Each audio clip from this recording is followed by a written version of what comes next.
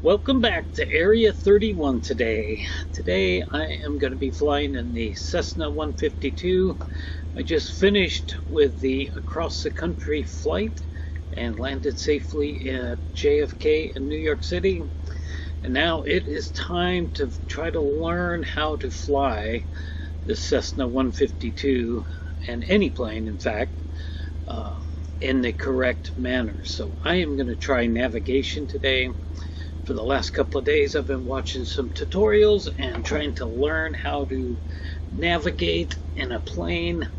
The Cessna 152 does not have, to my understanding, does not have GPS or does not have, turn our cabin light on, anyway, didn't help.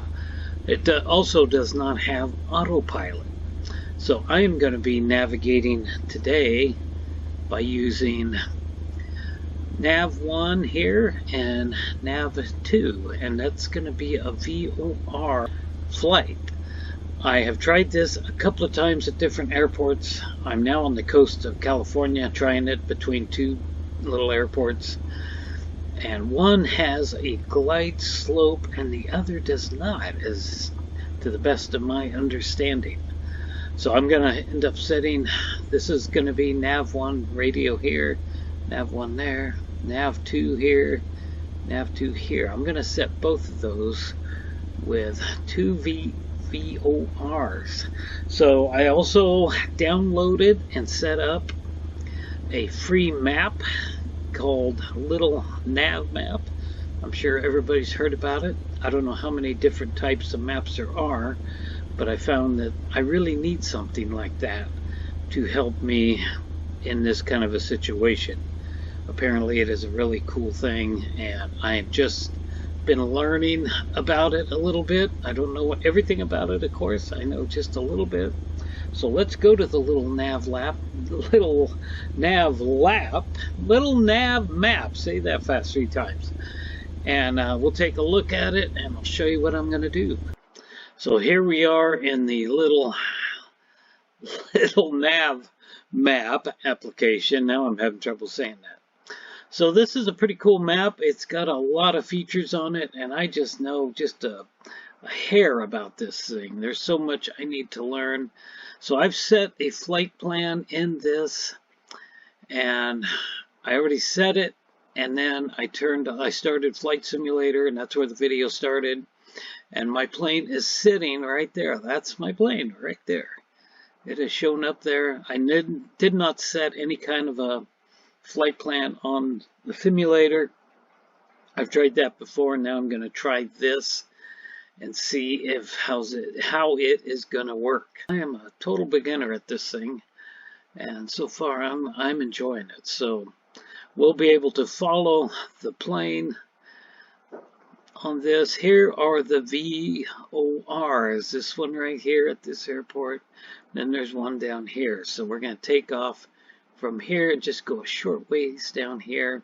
This is Arcata up here, and this is Eureka. I've been to both of these places many years ago. This is the part of the coast where I vacationed at in September, a little bit farther north. Anyway, so we need to get the information off of this VOR. So let's go ahead and get that. So the VOR at Arcata is going to be 110.2. And then this VOR down here, which is past the airport, that's going to be 114.0. So it's just 114 point, I guess. So I don't know how this is going to work, since this thing down here doesn't seem to be functioning. But I'm going to tune both of these into the aircraft, and that should help me to navigate down to here. I got to admit it, when I've watched the tutorials on how to do this and guys doing it, it seems to make all kinds of sense to me, but every time I get in the aircraft, it doesn't seem to be working for me. So I don't know if I'm doing something wrong or something. So anyway, let's go back to the flight sim. So I don't think I need to calibrate any of these. Sometimes when I'm watching a tutorial, I hear them doing that, and let's go ahead and turn that sound off there. we'll bring it back on once we take off. So I don't think I need to calibrate any of these and so forth and so on. So I might need to, I don't know.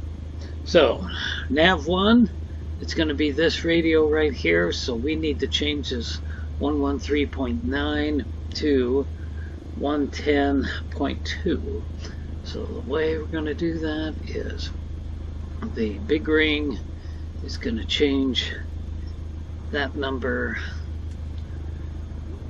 and we're going the wrong way. I need to go down there to 110, and then the small ring will change this, and that needs to go to 20. Okay, there we go. We're slowly getting there. I'm doing this with spinning the mouse wheel. Okay, so we got that, but this number needs to be over here. And I don't know if I really understand that, but I know the way you do that is you do this, hit the swap button, and boom, there it is. 110.20 is over there. So that has set up nav1. So now we need to do the other one, and that's going to be nav2, and we need to set that at 114.0. So easy turn here, just one turn, and of course I go the wrong way, and then getting to 0. Yeah, there we are. We got that set, and again we need to do the same thing, hit the swap, and there we go. We got both of those frequencies set. So we see this one moved slightly, and in order for this to be working right, anyway, I thought I cut that volume off, but it's not working. So see, this one is showing correct, and this one's showing that I'm just left of where I should be, right? Or am I right? I'm left of it, I think. I don't know. I know I'm confused. When I watch these guys do it on the tutorials, it's a piece of cake, but when I get in here and do it myself. So what I really want to be doing is setting a plane to fly completely on its own and do everything, and I'm just there making changes and doing that and so forth and so on.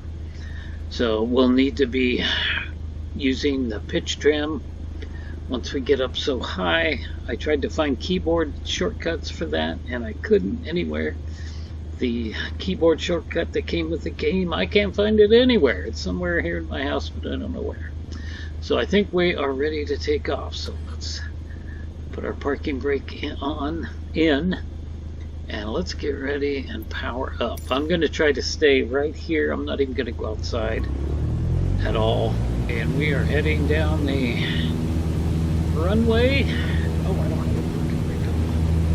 I thought I did. It must have come back on. Anyway.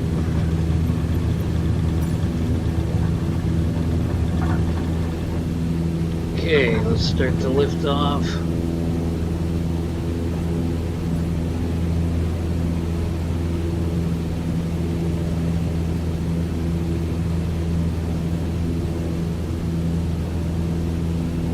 Okay, we are heading in the opposite direction of where I should go, but I want to just get up in the air 500 feet.